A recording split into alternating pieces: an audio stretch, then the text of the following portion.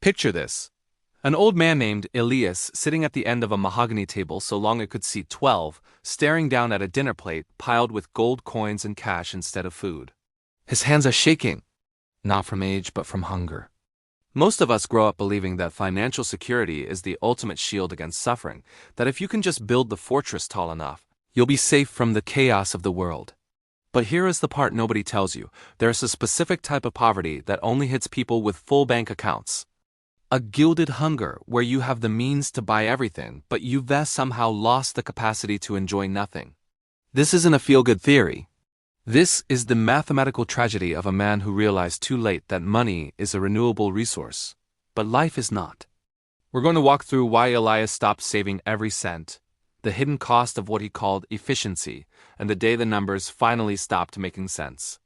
Elias was 47 when his mentor called.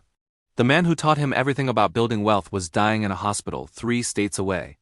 The train ticket was $140. The budget bus was $100. 12 hours on torn vinyl seats with broken air conditioning versus 3 hours in a cushioned chair with a window view. Elias chose the bus. He told himself it was financial discipline, which means he sat in that rattling metal box for half a day, arrived 6 hours after his mentor had already slipped into a coma, and saved $40 that are still sitting in an account he'll never touch. You see, this is what psychologists call the scarcity brain, the mental wiring that gets installed when you spend decades optimizing your life solely for the retention of capital. When you do this, you inadvertently prune away what you think is the noise of life, the spontaneity, the comfort, the unscheduled conversations. But the noise was actually the music. Elias became a master of what he called the small math. He could calculate a 5% discount in his head faster than most people could pull out their phones. But he was completely blind to the 100% loss of a final conversation with the man who shaped his entire. That secret is powerful, but if you don't couple it with this next realization, the magic is lost. Elias turned 80 in that mansion you saw in the thumbnail. 23 rooms. 14 bathrooms. A wine cellar worth more than most people's retirement accounts. He sat at the head of that long mahogany table alone, staring at the plate of gold coins someone had arranged as a cruel birthday joke. And in that moment, he tried to do something he'd never attempted before. He tried to buy back a single Saturday afternoon from 20 years earlier. The day his daughter, who was 9 at the time, had asked him to go to the park and fly a kite. He said no. He had a meeting. A bonus was on the line. $3,000 if he closed the deal that weekend. So he went to the office. The deal closed. The money hit his account, and his daughter flew the kite alone. Now, at 80, sitting in the quiet of accumulated wealth, he would have paid $1 million to get that Saturday back.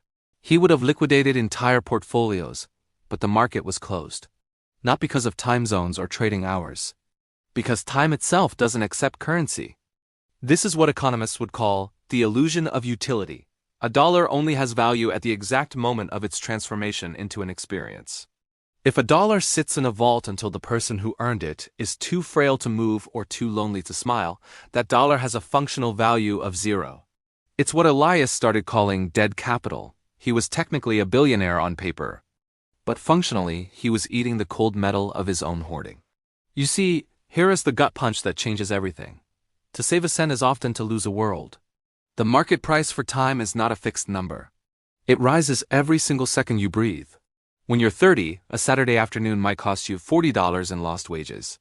When you're 50, it might cost you $1,000. But when you're 80, staring at an empty chair where your daughter used to sit before she stopped calling, that same afternoon is listed as not for sale.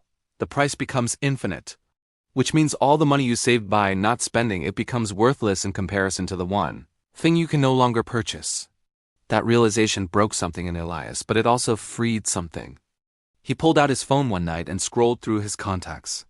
417 names: employees, lawyers, accountants, financial advisors, creditors, real estate agents, insurance brokers, not a single friend. He had optimized his entire social network for capital efficiency. Every relationship was a transaction. Every conversation was a negotiation. He had achieved what you might call social bankruptcy, rich in connections, poor in companionship. So he did something radical. He started what he called strategic spending. He began wasting money on things with 0 ROI on paper. He overtipped a struggling waitress $200 on a $30 meal. He bought flowers for no reason and left them on a neighbor's doorstep. He paid for a stranger's groceries because the man's card declined and Elias saw the shame in his eyes. These transactions made no financial sense.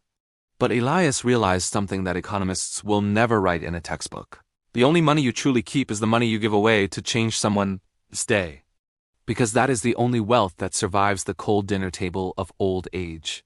That is the only currency that compounds in the form of memory, gratitude, and the quiet knowledge that you made the world slightly less brutal for someone else. Elias died 3 years later. His bank account was smaller. But his hospital room was full. The waitress came. The neighbor came. The stranger from the grocery store came. They didn't come because he was rich. They came because he had finally learned the difference between having money and having worth. We're told that saving for a rainy day is wisdom. And it is. But if you spend your whole life preparing for the rain, you'll never notice the sun was shining the entire time. The real poverty isn't an empty bank account. It's a full one that you never learned how to spend on the moments that make you human. As a final gift to yourself, hit the subscribe button to ensure you never lose sight of what truly counts in a world obsessed with the wrong kind of math.